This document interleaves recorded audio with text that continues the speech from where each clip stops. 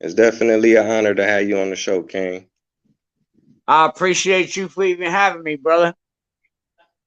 Oh Don't yeah, oh mind me. yeah. I'm in my little shop of horrors. I'm down in my basement. I'm in here fixing stuff. You know how I do if you're on my IG. Oh yeah. No, no. Open That's wires what's up. again. That's what's up. We got a legend in the building. Thanks everybody for tuning in. It's another episode of Taye Speaks. We definitely got a pioneer in this thing that we call hip hop. Somebody we all respect, we all love, known for being fly, smooth, lyrical. So without further ado, for the viewers who may not know who you are, let them know what your name is, King, and definitely let them know where you're from. My name is MC Shan. I'm an old school rapper. They call me an old head. Let me tell you something. That's a term of endearment when you get to my age. I'm from a place called Queensbridge. I'm actually put Queensbridge on the map. The first song about a particular hood that ever was made in history. Every time, they'd have songs about boroughs, the Bronx, Brooklyn, Queens, but I was the first one to say, forget all that. We in Queens, but I'm talking about Queensbridge. That's a beautiful thing, but it's not my thing. And y'all can check it out on Google because y'all got internet now. Oh yeah, most definitely. You definitely changed the way that people make music all around the world. Cause like you say, when you dropped that song, everybody was like, "I want to rep my hood now." You know what I'm saying? But that song has stood the test of time. That's a timeless record that even if you play it today, people get up and they get out their seat and they feel good when they listen to that record. And you was also telling a story though at the same time. You naming cats in the hood like that come from Shan. You know what I'm saying? People I don't remember because I'm kind of younger, but a lot of rappers wasn't doing that. You know what I'm saying? Right. Yeah. It was basically when I was coming up, it was if you was gonna make a song about something, you was gonna write it about the DJ, like Marley Scratch, for instance.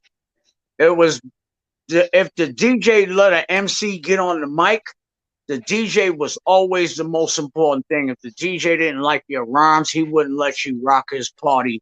None of that. So at one point, if you was gonna make a record, it would be about a DJ.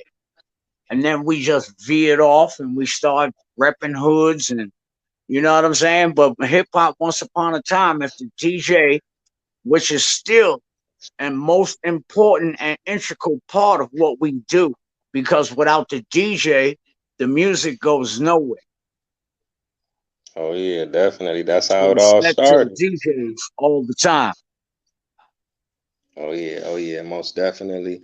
When and how did you first get exposed to hip hop? Was it something you seen on TV? Was it something you heard playing in your house on the radio, or was it something that you seen just right outside, in your own community? See, unlike you young bucks that got introduced to it by the internet. See, back in the days when I was coming up, now remember, y'all want to talk about, I was lacing sandals with Jesus back then. This was Mm, that time in hip hop when hip hop was just becoming. So before all we had was the records that our mothers played on Sunday. We didn't have our own genre of music. There was none. You know what I'm saying? So it was like you either listen to your mother's music and then along came hip hop. That was the youth music. And so all of a sudden it was in the parks before it even got to records. The people you would see extension cords, people bringing extension cords so it could reach from the first floor window all the way to the river park, and they'd have mm. park jams. You know what I'm saying? That's the era I come from, where it's like the beginning. So I was just exposed to it. It was my music. That was it. It was now. It was said a hip hop. You hip it, the hip hop. You don't stop. The first record played on the radio. I was in that era. But Mm. before that, there was the Grandmaster Flashes, the Grandmaster Casses, you know what I'm saying, the Furious Four, the Fearless Four, Furious Fives, and they used to come to the Reese Center in Queensbridge. You would hear this, and I got exposed to the original Bronx hip hop, where it originated through them coming to the Reese Center, which was outside the back of my window.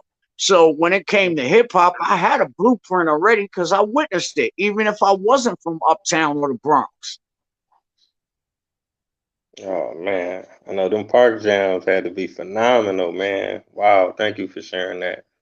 Truly appreciate that. Now, my next question is, when did you start to get involved? What inspired you, and when did you say, I'm gonna participate in this now? All right, when Roxanne Shante made that Roxanne, Roxanne, when she did that. Now, before that, we used to just rhyme on the benches. We had a little rhyme crew, me, Infinite, Jazzy Raw, Kim, and and Shante and myself. We used to rhyme all day off the top of our heads, honing our skills. So what was it like growing up in Queensbridge? Because if I'm not mistaken, was it like the largest housing projects in the world at one time, or in the country? It had, yeah, it's 96 buildings. It might still be. It was 96 buildings spread across 6 blocks. There was the Mm. 40th side, and then there was the 41st side. Three blocks on each. One, two, three, one, two, three. Now the funniest shit about Queensbridge is that you had 6 blocks that was a different community within itself. People on this 12th Street didn't act like people on this 12th Street. This Vernon over here was full of shooters and all of that. This Vernon over here, Chongo and them had all the good, crazy, ill weed and ice in them crazy ass. And 10th Street had the block with the basketball and most of the drugs sold right there. You know what I'm saying? The other side, they had the the other side of 10th Street with the child care spot. It was just Wow. a different world in Queensbridge, depending on what block you was on. And if you didn't have juice on that block, you couldn't go on that block. And that's the real wild shit.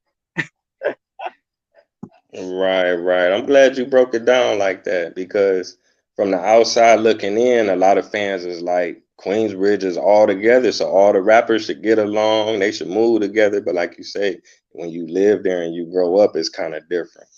And a lot of cities, I It guess, is was, like, you know. listen, a city within a city. The Queensbridge that I remember, the one that I see now, is looks like a daggone a Gestapo ghetto in East Germany back in 1942 with big spotlights, and it's like daytime all day. That got to do something mentally, psychologically to you. That is daytime all the time. Definitely, definitely.